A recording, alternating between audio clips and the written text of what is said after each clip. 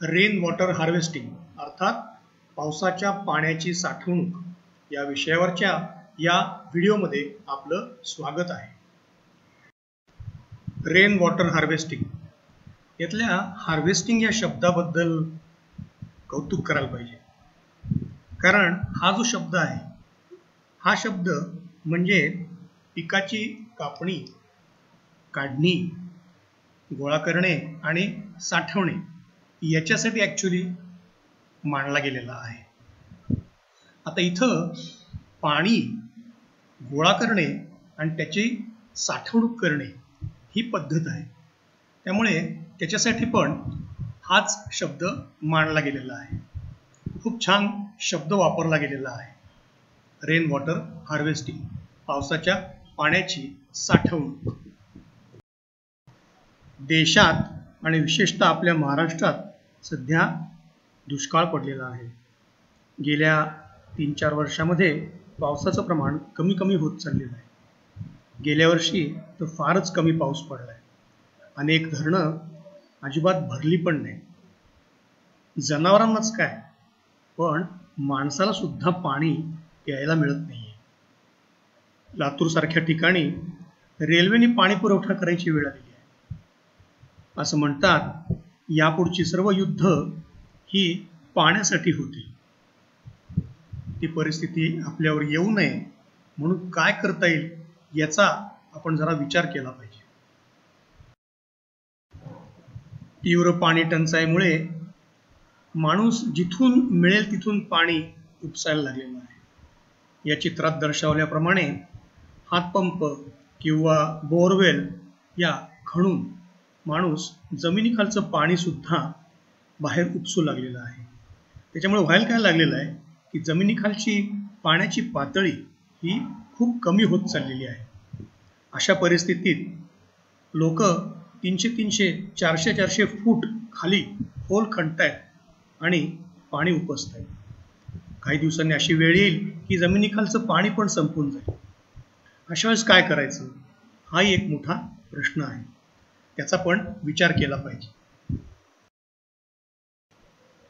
जमिनीखालच्या पाण्याची पातळी वाढवण्याचा उत्तम उपाय म्हणजे रेन वॉटर हार्वेस्टिंग। या इथे आपल्या गच्चीवरील पाणी पाईप वापरून एका टाकीत गोळा करायचे, अथवा हेच पाणी विहीर अथवा बोरवेल पुनर्भरणासाठी वापरायचे। तेच पाणी आपण बागेला, हातपाय धुवायला वापरू शकतो। इथे आपल्याला पाणी गोळा करणे ही फार मोठी संकल्पना आहे आणि गोळा करून साठवणूक करणे ही त्याच्यातली दुसरी संकल्पना आहे। काही ठिकाणी चित्रात दर्शवल्याप्रमाणे अशा टाक्या बांधतात आणि त्याच्यात पाणी साठवतात। तेच पाणी बागेला, हातपाय धुवायला वगैरे वापरतात। रेन वॉटर हार्वेस्टिंग मध्ये आपल्या गच्चीत पडणारे पावसाचे पाणी आपल्या बोरवेल पर्यंत घेऊन यायचं आहे। आता आपल्या गच्चीमध्ये बऱ्याचदा पालापाचोळा किंवा केर कचरा पडलेला असतो, मग पावसाच्या पाण्याबरोबर ते पण वाहत येतं। मग ते आपण आपल्या विहिरीमध्ये जाऊ द्यायचंय का, तर नाही। मग ते फिल्टर कसं करायचं, तर चित्रात दाखवल्याप्रमाणे असा एक फिल्टर बाजारात उपलब्ध आहे। लाल रंगाचा एक नळ दिसतोय तिथे, तो नळ आपण उघडा केला की असं कचरायुक्त जे पाणी येतंय, जे पहिल्या पावसात बऱ्याचदा दिसेल, ते वाहून जाईल बाहेर आणि ते आपल्या विहिरीत जाणार नाही। जेव्हापासून मग स्वच्छ पाणी यायला लागेल त्याच्यानंतर तो नळ बंद करायचा। आता हे चित्र बघा, या चित्रामध्ये आपण फिल्टर मधली जाळी बघू शकतो। ही जाळी आपल्या गच्चीतनं येणारं जे पाणी आहे, पावसाचं पाणी, ते पाणी फिल्टर करते। म्हणजे काय, तर येणारा जर कचरा आहे, उदाहरणार्थ अजून काही पालापाचोळा नंतर सुद्धा जर आला तर तो पालापाचोळा या जाळीमध्ये अडकतो।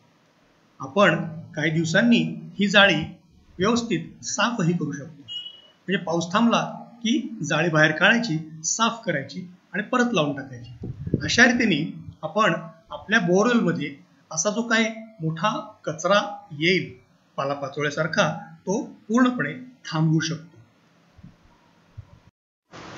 रेन वॉटर हार्वेस्टिंग म्हणजे खूप मोठा खर्च असा गैरसमज आहे. सर्वसाधारणपणे 8,000 रुपये ते 25,000 रुपये इतका खर्च होऊ शकतो. यातला मुख्य खर्च आपण पाहिलेला जो फिल्टर आहे तो आणि गच्चीमधून आपल्या बोरवेल पर्यंत बसवलेल्या पाईपसाठी होतो. मोठ्या सोसायटीमध्ये हा खर्च सर्व सभासदांमध्ये विभागल्यास प्रत्येक सभासदाला नाममात्र वर्गणी द्यावी लागेल.